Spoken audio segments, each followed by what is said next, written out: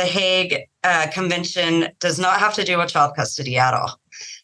So I know that's a big question, and also very strange for us as family law lawyers to think about that this is specifically jurisdictional. You're listening to the Texas Family Law Insiders Podcast, your source for the latest news and trends in family law in the state of Texas. Now here's your host, Attorney Holly Draper.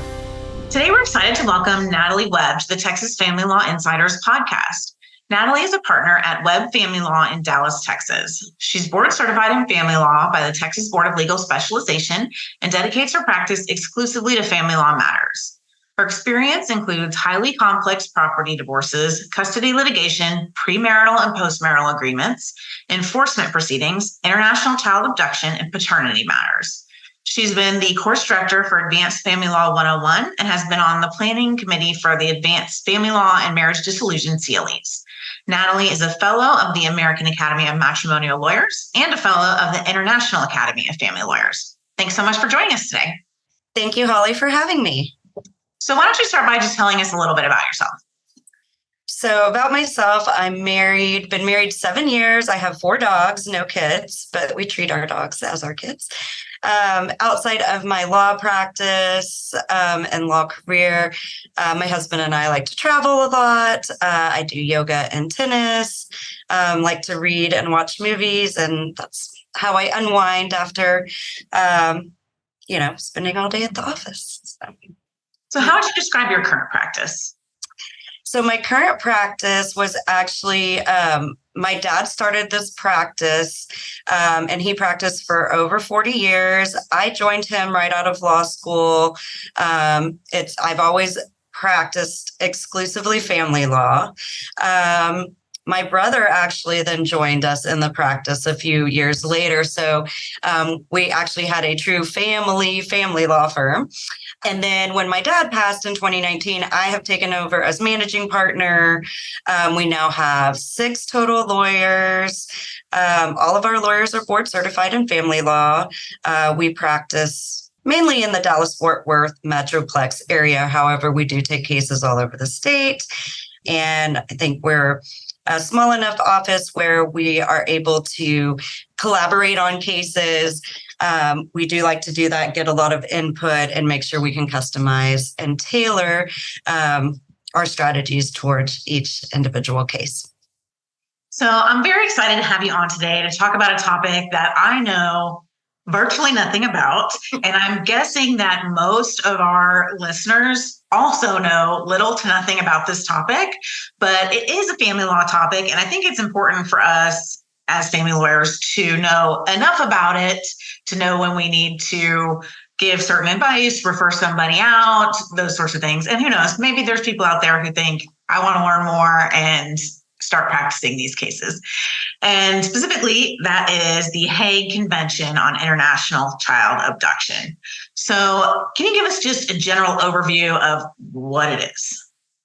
Yes. Okay. So the Hague Convention on International Child Abduction basically was formed with a goal in mind to prevent and deter forum shopping and abduction of children across borders by parents who either believe they will get favorable treatment in another country, or they believe they will get some sort of advantage over the other parent due to the distance and financial resources that it would take for the left behind parent to fight custody in the other country.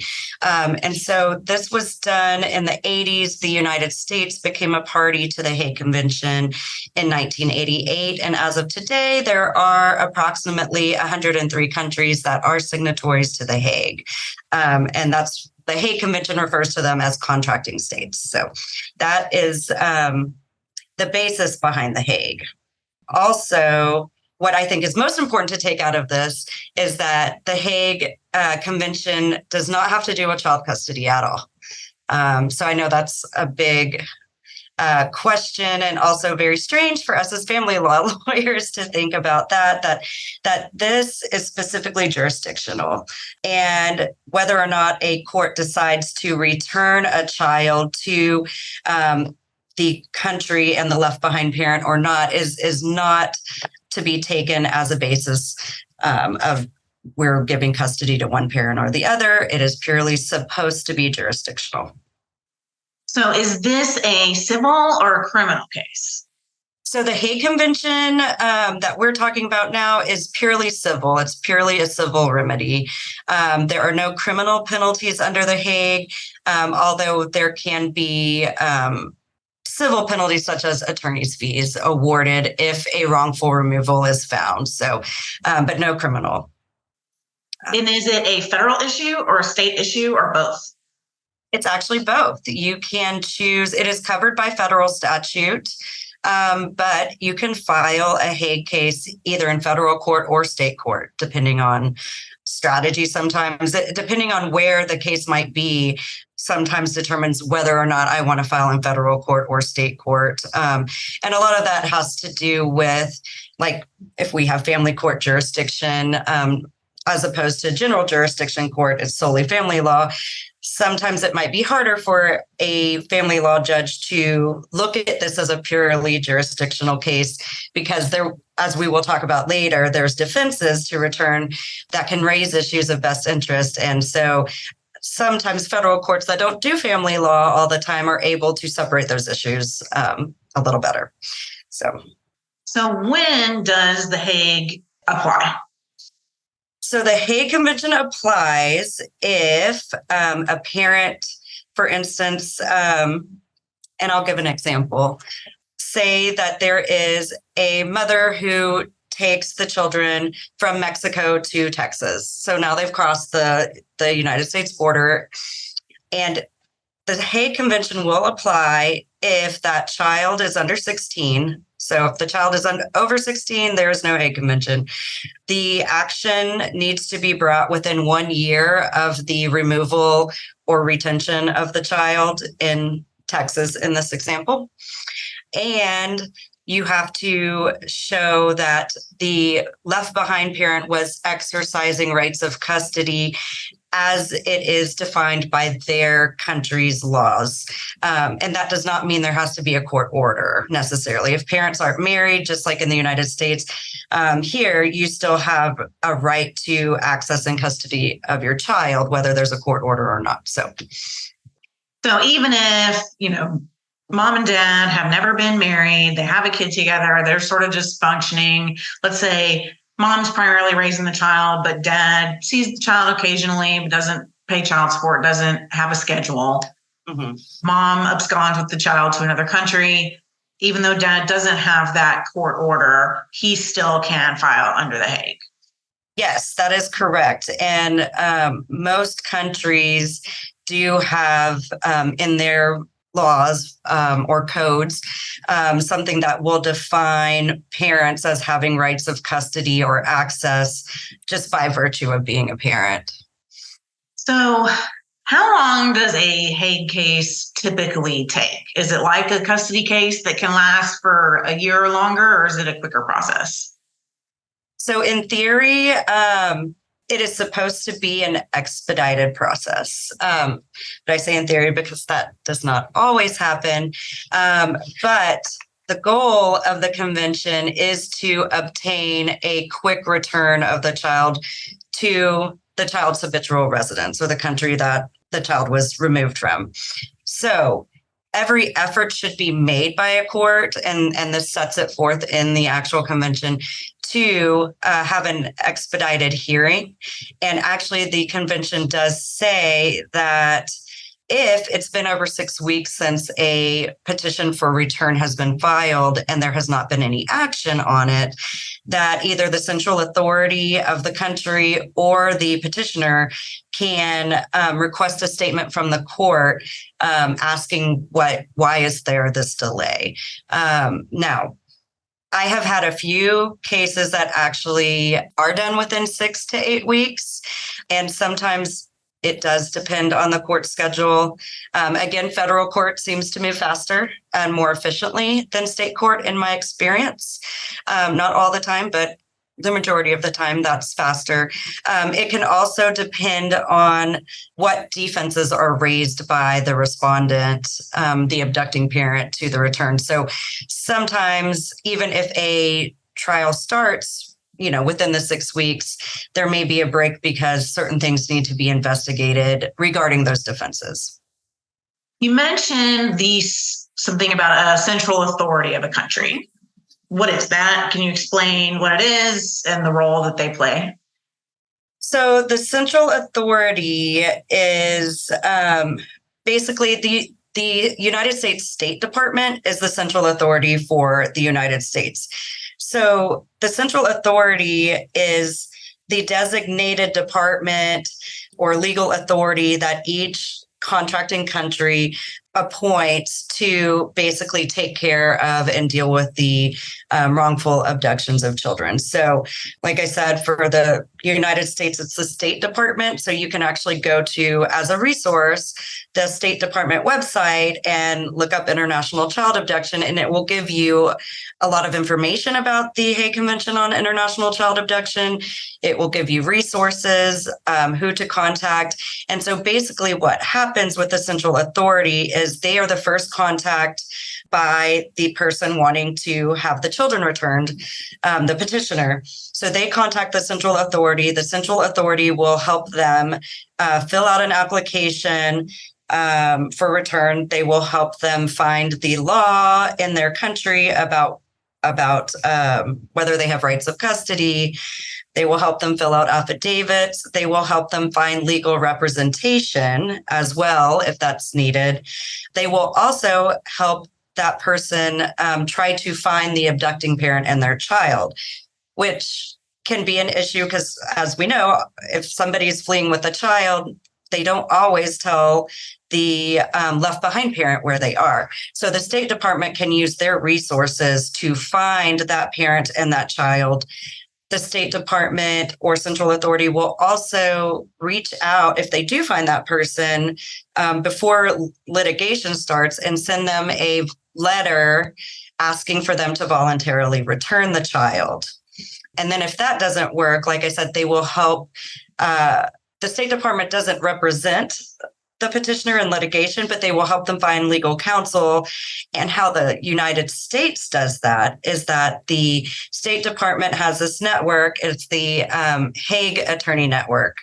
And so you can sign up as a lawyer who is interested in doing Hague cases to be on their list. And so when they get an application from someone and they find that, hey, we think the children are in your general jurisdictional area, they will send you, as that lawyer that is signed up in the network, an email that says, hey, here are the facts. It's limited facts, but they'll tell you what country. We think that they are located in Dallas, for instance. Would you be interested in being on a short list of attorneys that we are going to provide to this person? They will also tell you this person is looking for pro bono or low bono representation, which is a lot of the times the case through the Hague Attorney Network. Not always, but often. And they say that's between you and the client, but we will give them your name so you can expect their call. So that is what the State Department does as the central authority. They also, the central authority is important also because all of the documentation that they receive from the petitioner, the left behind parent, goes to the State Department. And then if you decide to take a case and file a petition for this parent, they provide all of the evidence to you to use in the case.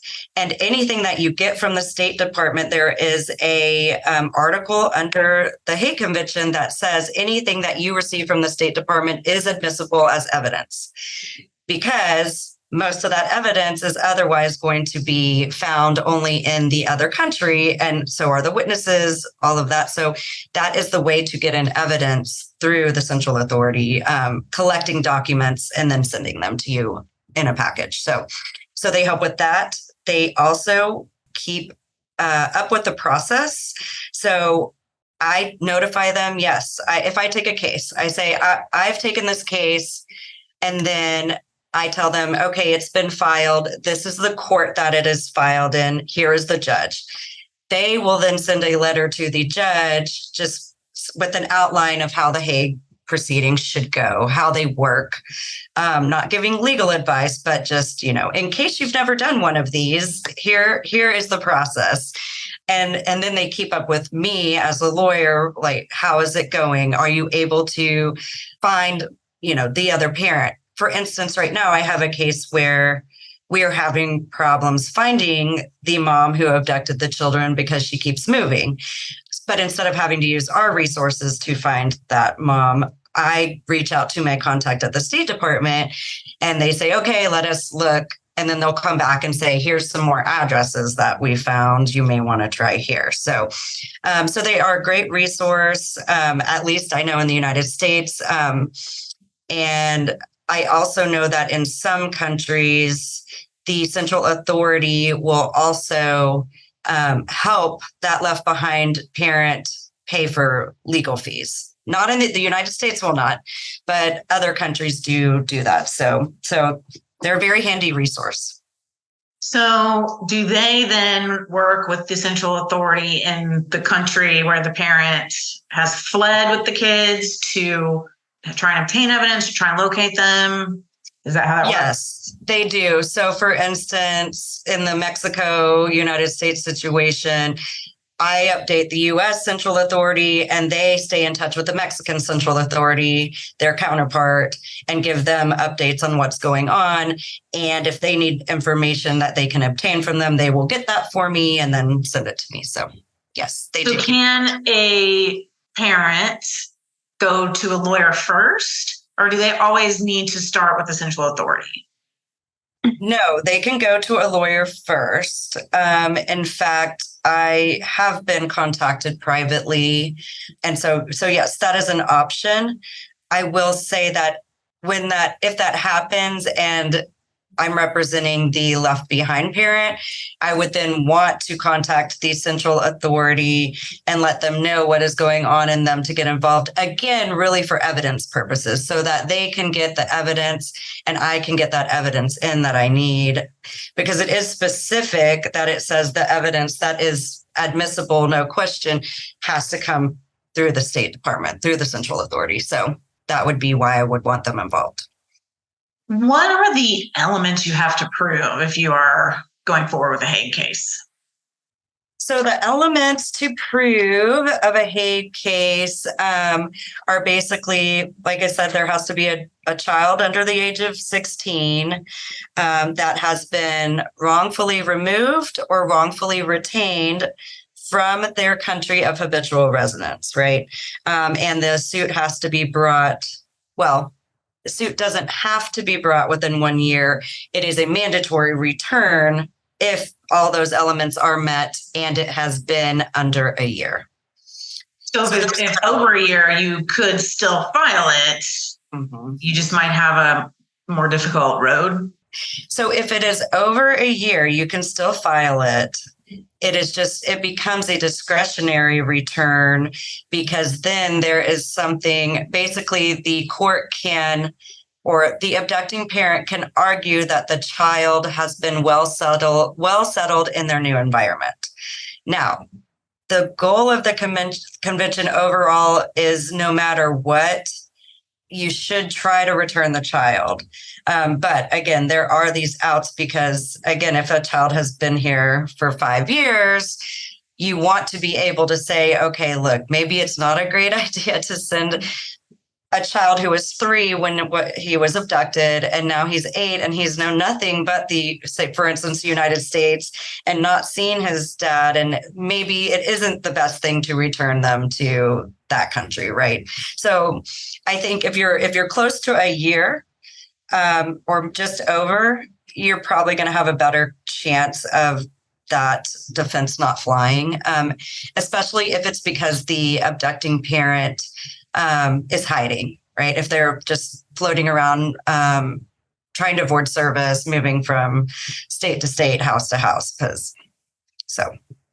You mentioned earlier, and I think it ties in with the elements, but something about the habitual residence of the child. How do we know if something qualifies as a child's habitual residence?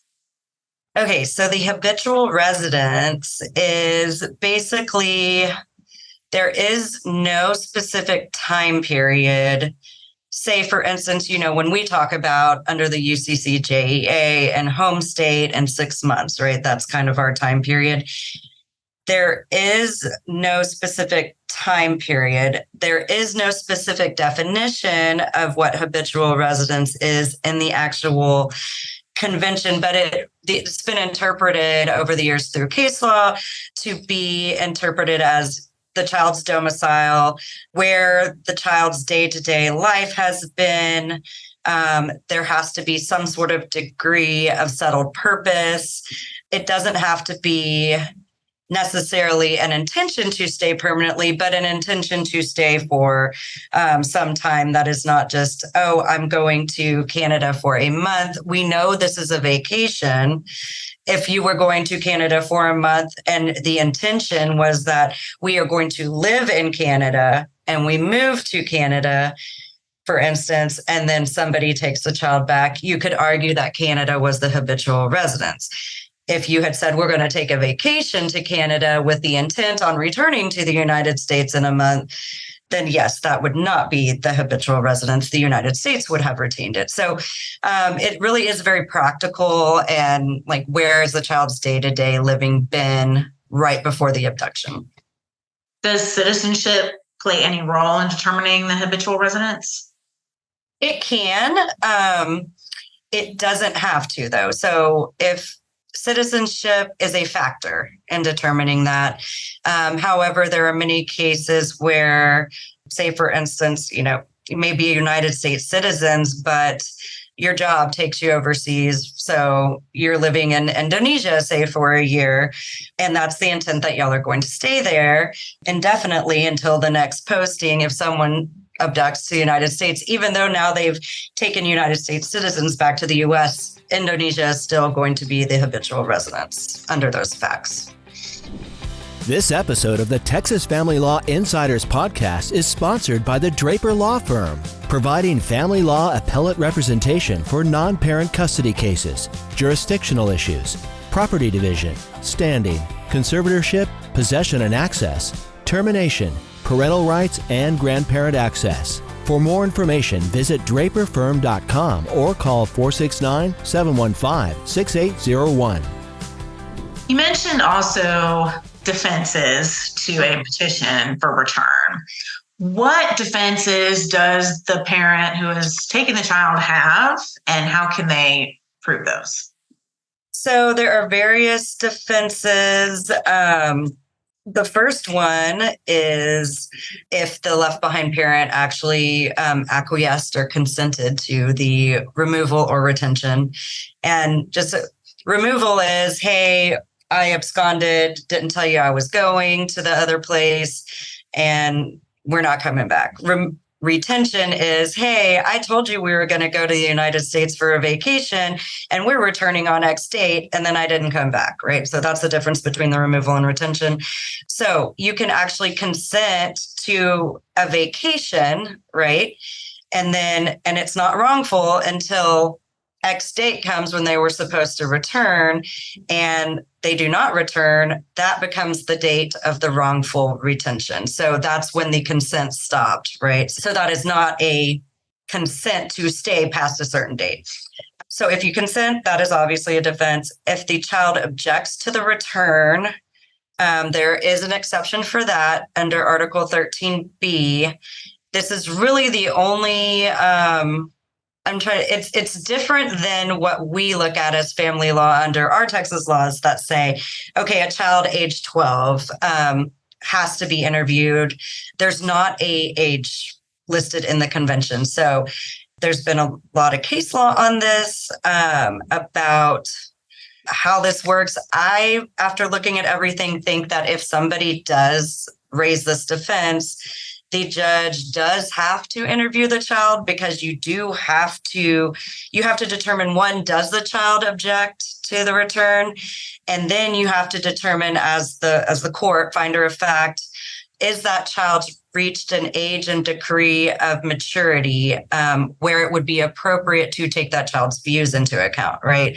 So courts have found that a 7-year-old has reached the age and degree of maturity to take into account their views. And then in other cases found that a 15-year-old has not reached that age of maturity. So it's a very fact specific to each child and each case. So that is one defense. And then the most often used defense is going to be the Article 13B, grave risk of harm defense is what it's called under the convention. So basically, you can look at that in two ways. There's grave risk of harm posed by the country of return or grave risk of harm posed by the left behind parent. So those are the two categories that the grave risk falls into. So the grave risk by the country, and again, you have to look at a lot of case law to interpret the convention on this. And also there is an actual long, like 80-something page interpretation that was written fairly quickly after the convention came out. It's called the Perez-Vera report, and it tries to go through and say, this was the intent of the drafters. This was what we think the intent was for each of these articles. The intent that I believe the Perez-Vera report says, and most countries will, most courts in the countries will take, is if you're looking at a risk posed by a country, you're looking at like famine, disease, rampant disease, warfare, civil war going on. But even then, they look at, so there's been a lot of cases with Israel, for instance, because Israel does have a lot of bombings and warfare that go on consistently throughout time around that area. There have been a lot of cases that say, well, you voluntarily lived there with your child for all these years while all of this was going on. So yes, we are aware that there might be missiles flying by, but you lived there voluntarily. So nothing has changed. It's the same. It wasn't like you were living in peace and a civil war broke out and you fled for your life. So they look at that. I think more frequently what people obviously bring up are the risks posed by the left behind parent, which often come up as child abuse, sexual abuse, or family violence. All of these are claims that can be made. However, this is where it gets tricky about where are you getting into best interest and making a custody determination versus, hey, okay, these are issues, but can the court in that other country deal with these issues, right?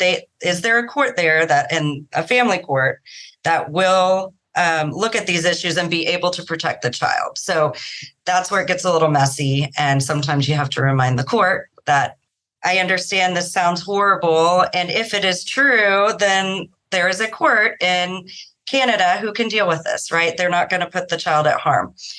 So again, even when these defenses come up, the goal of the convention is to what can we do, even if these things do exist, how do we get that child back? The goal is for the return if possible, which also allows if those, say, the grave risk defense comes up and a court is concerned that maybe there is some family abuse, child abuse going on. The convention allows that court here that's making the decision to make undertakings, right? So they can set forth undertakings that say, this is how the child is to go back. We aren't saying that the child goes back to the left behind parent to that custody. We're saying this parent has to take the child back and can remain in their care or someone else's care, or has to be brought to the custody of CPS, the equivalent of CPS or whatever, child services in that country for them to deal with it before, that court makes those decisions. So there are ways for protections to be put in place and still return the child under these circumstances. So do both countries have authority to consider the case, or does the case need to be either where they left from or where they have fled to? It is generally litigated in the country where the children have been taken to. So yes, so it is in the country where the children are, because generally too, when you file, you will ask the court to issue an order to appear as if in an enforcement hearing, and an order for that abducting parent to bring the child or children to the courthouse on that date as well, because that way the court knows the children are there, and if they order the return, they can send the children either home with that parent or, like in the case of, I've had in federal court, have federal marshals have to go and get the children and take them to the airport and all of that. So yeah, generally it's going to be in the country where the children are found, because otherwise the order is going to fall on. I mean, you can have an order, but it's not really enforceable if you don't have the kids right there to enforce it, or some other remedy to enforce it, whether it be putting a parent in jail. I've only seen that done once. And it was like, I'm going to put you in jail because I ordered, not because the Hague Convention says you can, but because there was an order that said, bring the children to the courthouse. That parent did not bring the children to the courthouse. The children were ordered to return. And so they said, I'm holding you in contempt for not following the order to bring them. And you're going to sit in jail until the kids get here. So if you have, let's say the parents are living here with their children and mom takes the kids to Europe, not going to return. Dad needs to file under the Hague Convention. Is he going to need a lawyer in Europe, or is a lawyer here going to be able to help him deal with that situation? So generally what I do is, if someone contacts me and says, they've been taken to another place, first thing is, let me get you in contact with a lawyer over there, because you're going to need to file a petition for return under the Hague over there. Second, are you, if they're married, do you want to file for divorce over here? Do you want to file some sort of custody papers here? So, and generally we can do that so that there can be orders here. There can be a case open here. There's a court for that other jurisdiction to say, hey, look, we already have a case open. There's a judge, there's a court ready to deal with all of this over here. So if you send them back, we're ready to go. This court's going to take care of this child, no matter what defenses may be raised, right? But definitely, yes, you need to have someone in that other country ready to file and present all of that evidence. And again, having a lawyer here too to help get the evidence to the other lawyer and all of that, and through the central authorities is helpful. So can you walk us through the process of, first, if there's an abduction of a child to the United States? So parents are in a foreign country with a child. One of them, like your example of Mexico, mom comes with the kid to Texas, and now dad wants them returned. Can you walk us through what happens?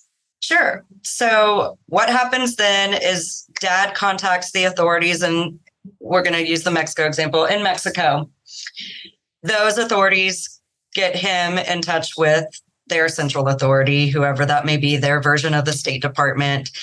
Their central authority then contacts our central authority and says, hey, we think that there's some kids that have been abducted. Okay, so then the State Department starts working with the Mexican Central Authority and that parent to fill out an application, which is different than actually filing the petition for return that you as the lawyer file. So they file an application that they have with all the facts, they have the passports, ID cards, if possible, of the children, copies of that. They attach a statement of the law of the country. Like I said before about, yes, they had they'll have lawyers on staff that do this, that'll say, here's the law. I'm a lawyer and I'm going to sign this affidavit saying that this is the law in this state or country. This person was exercising their rights of custody. Then the State Department will be trying to locate the abducting parent, if possible, if they don't already know where they are. Once they find them, they will send them usually a letter of voluntary return, and say, hey, look, it's our understanding that this has happened. We have an application on file. We are asking that you voluntarily return the child or children to that country. If not, there will be a proceeding that will be filed under the Hague Convention. So when that doesn't work, then they reach out to the Hague Convention, Hague Attorney Network usually, or tell the person, you can go find yourself a private attorney, or we have this network of attorneys. And then generally what happens, the client will contact you, make whatever arrangements for that. And then after that, I'll decide, okay, the State Department will send me a packet of the information, tell me the details, tell me what addresses they have for service. And then I decide, are we going to do this in federal court or state court? And then we draft a petition for return under the Hague.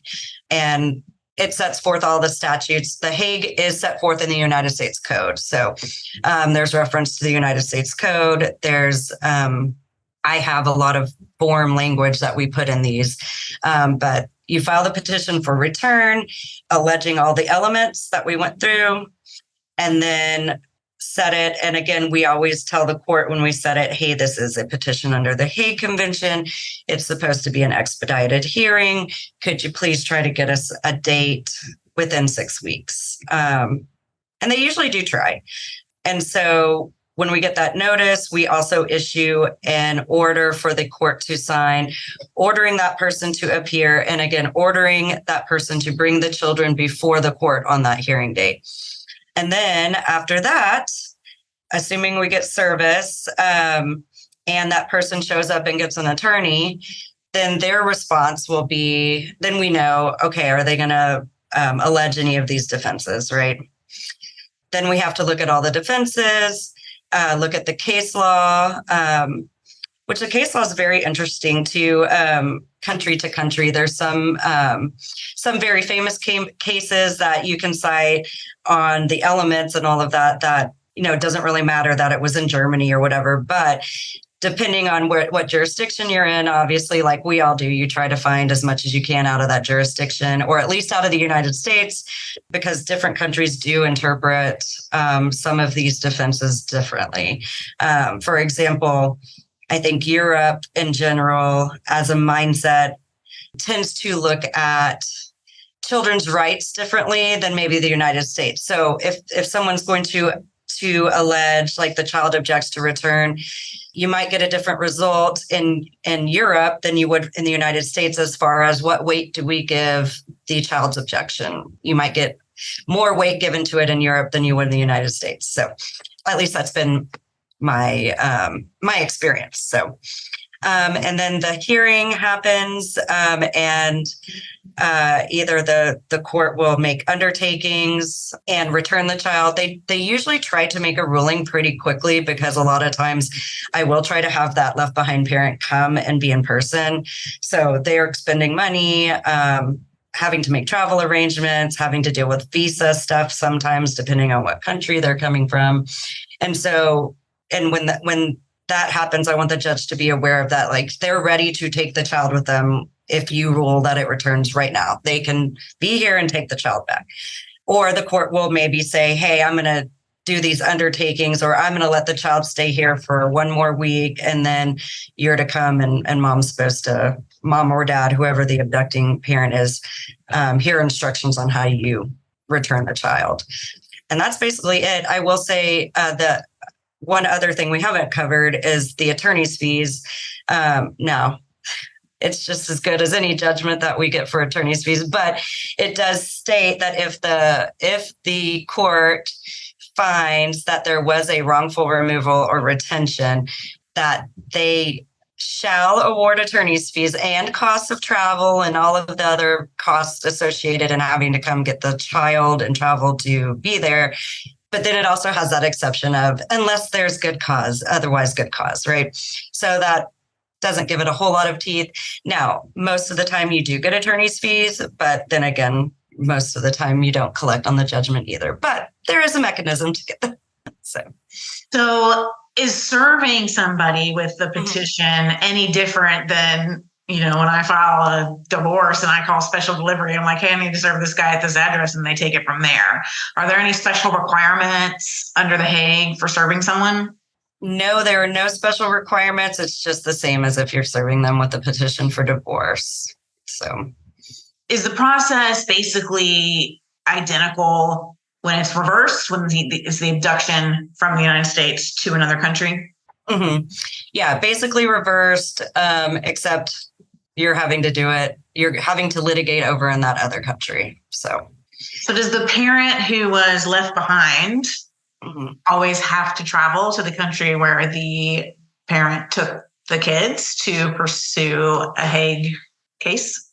Not always. The courts are, in these cases, I found that even before COVID and Zoom and all of this technology that we now have, the courts have been very, very flexible with having them appear via some sort of video conference, phone, something, because there are situations, whether it's just financially not possible, or, for instance, I had one case recently that out of Canada coming to Texas, and because he had not been vaccinated for COVID and he was not a United States citizen, he had to go get a special visa to get across the border. And it had to be for this, I had to send special court orders and a letter for him to show the authorities to allow him to cross without being vaccinated. And he had to get an exemption. So things like that happen. Depending on what country, there are visas that have to be obtained that can take months to get. So they're very accommodating, I've found, in those type of situations. So when should we, as attorney, or what are some things that we should be listening for or on alert for from our clients or potential clients to let us know, hey, maybe I need to send this case to somebody that knows about the Hague? Sure. Well, I always look for if your clients, one or both of your clients, have citizenship in another country and have close ties in that country, even if it's not a Hague case yet, I do always tell my client that comes in and says, look, I know that you don't think, he or she will do this, but you need to get the child's passport and put it in a safe place, because once this happens, then it's a whole new ball game. And depending on what country, if like India, for instance, is, I've had a lot of cases that people will come to me about Hague cases. And I'm like, well, India is not a signatory to the Hague right now. So you can't do anything under the Hague. There's other things you can do. And I think India is moving. I don't know if they're moving towards actually becoming a signatory to the Hague, but they are moving towards recognizing other court orders from other countries on custody more so than maybe they used to. So you want to look at things like that to talk about whether or not that would be a Hague, because you have to look at what countries. Any type of case where there's a lot of citizenship issues or jobs that require a lot of movement around different countries, I've seen tend to have possibilities of Hague elements to be had. For instance, I have one now where, again, they were United States citizens, but living abroad. They worked in Singapore. One was a Canadian citizen, one's a United States citizen. They're living together. Their kids are both United States citizens and Canadian citizens. One is also has some sort of citizenship in Singapore by virtue of birth. I don't know. It's everywhere. And so now we're in a mix where neither of them are in Singapore, but they both went to different countries. And now someone's holding the kids. And is this a Hague? And where was the habitual residence? So it's something that is being done on a family law basis, both here in Texas and Canada. But then there's also a Hague element, which is how I got involved, because there is an issue of intent and where was habitual residence, and is there the possibility to have a Hague filed here? I just think anytime you're looking at parents or a family that has a lot of different citizenships or has resided or currently resides in a lot of different places, you just want to make sure and ask those questions about passports, where citizenship and intention on what is the intention on where you guys are supposed to be and intention on where you were going to raise your family, because that can raise issues. So one final thing on the Hague, or sort of Hague adjacent, are there any related criminal statutes that people should be aware of where, for example, I've had people say they're citizens in another country, they moved here for one spouse's job, one spouse isn't happy about it, and they want to go back with the kids. Are there criminal issues we need to be warning them about? Like, hey, if you take the kids and go back to France, you could face criminal charges for this. Mm-hmm. So actually, yes, it's a possibility. And again, the Hague is only civil. So this is outside the Hague, but under the Texas Penal Code, I think it's section 25.03, there is an interference with child custody statute, which is a state jail felony. Now, it seems to me that this deals with having a court order and interfering with the custody. So I don't necessarily think if there's no court orders for custody, nothing been filed yet, so there's not standing orders in place, I don't necessarily think that under this statute you have a problem regarding criminal issues. But definitely if there are court orders, even whether they're temporary, final, or temporary injunctions, I would even say standing orders that are just put in place, that I think this interference with child custody statute can be, you can be prosecuted under that. So we're basically out of time, but one thing I like to ask everybody who comes on the podcast is, if you could give one piece of advice to young family lawyers, what would it be?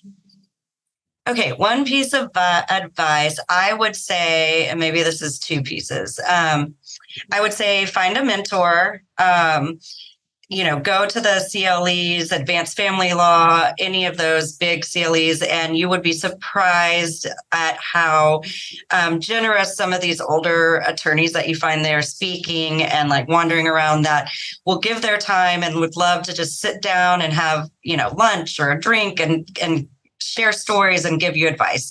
That's a great way to find a good mentor, which I think is important in family law. And then my second piece would be read the Lawyer's Creed, be familiar with it, and treat your colleagues as you would like to be treated. It is a very small family law world, and you will be working with these people forever. And if you want to get involved in things and organizations, you want to have a good relationship with these people, and it just makes for a better practice. And you don't want to be that person to give lawyers a bad name that we already tend to have out there. So those would be my two pieces of advice. I agree completely. So where can our listeners go if they want to learn more about you? You could go to, I guess, our website. My law firm website is webfamilylaw.com. And we also have a Facebook page. And that's it. So. All right. Well, go check us out. Well, thank you so much for joining us today. I feel like I know a whole lot more about this topic than I did an hour ago. So thank you for that. For our listeners, if you enjoyed this podcast, take a second to subscribe and leave us a review and enjoy future episodes. The Texas Family Law Insiders podcast is sponsored by the Draper Law Firm. We help people navigate divorce and child custody cases and handle family law appellate matters. For more information, visit our website at www.draperfirm.com.